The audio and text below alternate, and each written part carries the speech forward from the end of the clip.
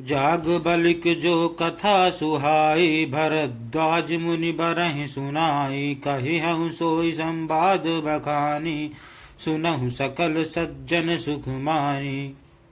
अर्थात मुनि याज्ञवल्क्य जी ने जो सुहावनी कथा मुनिश्रेष्ठ भरद्वाज जी को सुनाई थी, उसी संवाद को मैं बखान कर कहूँगा। सब सज्जन सुख का अनुभव करते हुए उसे सुने।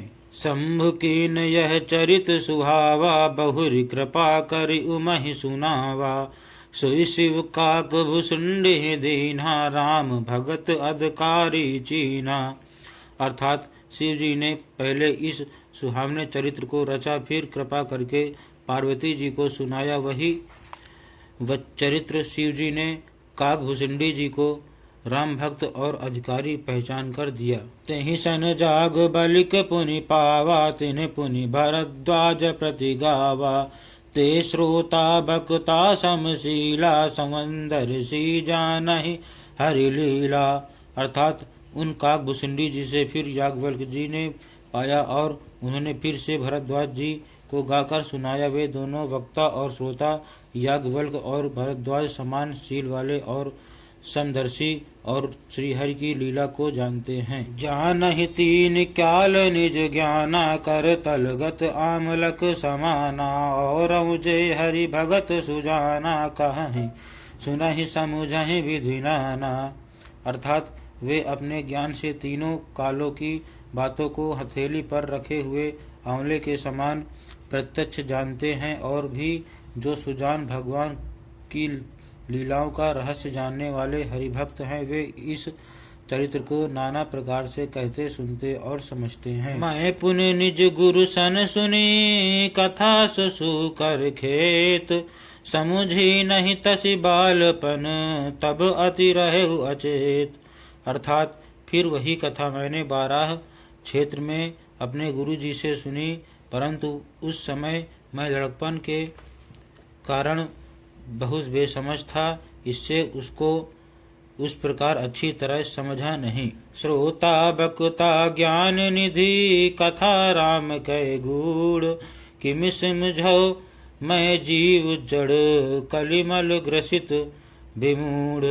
अर्थात श्री राम जी की गूढ़ कथा के वक्ता कहने वाले और श्रोता सुनने वाले दोनों ज्ञान के खजाने पूरे ज्ञानी होते हैं। मैं कलयुग के पापों से ग्रसा हुआ महामूढ़ जड़ जीव भला उसको कैसे समझ सकता था। तदपि कही गुरु बारहि बारा, समुझि परि कछु मति अनुसारा। भाषा बद्ध करबि मैं सोई, मोरे मन प्रबोध जहि होई। अर्थात जो भी गुरु जी ने जब बार बार कथा कही, तब बुद्धि के अनुसार कुछ समझ में आई, वही अब मेरे द्वारा भाषा में रची जाएगी, जिससे मेरे मन को संतोष होगा। जस कछ बुद्धि विवेक बल मेरे, तस कहि हूँ हरि के प्रेरे। निज संदेश मोह भ्रम हरनी, करहु कथा भव सरिता तरनी। अर्थात जैसा कुछ मुझ में बुद्धि और विवेक का बल है, मैं हृदय में हरि की प्रेरणा से उसी के अनुसार कहूँगा। मैं अपने संदेह, अज्ञान और भ्रम को हरने वाली कथा रचता हूँ, जो संसार रूपी नदी के पार करने के लिए नाव है। बुध विश्राम सकल जन रंजनी, राम कथा कलि कलुष विभंजनी। राम कथा कलि पन्नभ भरनी, पुण्य विवेक पावक कहूँ अरनी। अर्थात राम कथा पंडितों को विश्राम देने वाली, सब मनुष्यों को प्रसन्न करने वाली और कलयुग के पापों का नाश करने वाली है। राम कथा कलयुग रूपी सांप के लिए मोरनी है और विवेक रूपी अग्नि के प्रकट करने के लिए अरिण मंथन की चाहने वाली लकड़ी है। अर्थात इस कथा से ज्ञान की प्राप्ति होती है। राम कथा कलि कामद गाई, सुजन सजीवन मूरि सुहाई। सोई वसुधा तल सुधा तरंगिनी, भय भंजनि भ्रम भेक भुवंगिनी। अर्थात राम कथा कलयुग में सब मनोरथों को पूर्ण करने वाली कामधेनु गौ है और सज्जनों के लिए सुंदर संजीवनी जड़ी है। पृथ्वी पर यही अमृत की नदी है, जन्म मरण रूपी भय का नाश करने वाली और भ्रम रूपी मेघ को खाने के लिए सर्पणी है।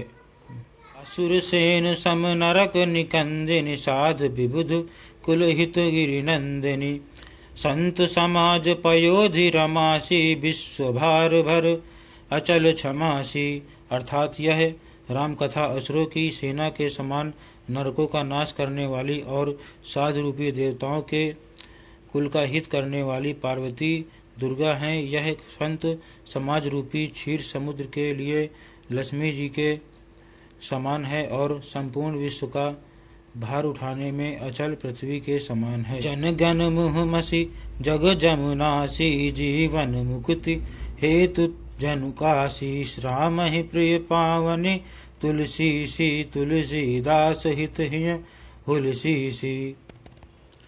अर्थात यमदूतों के मुख पर कालिश लगाने के लिए यह जगत में यमुना जी के समान है और जीवों को मुक्त देने के लिए मानो काशी ही है।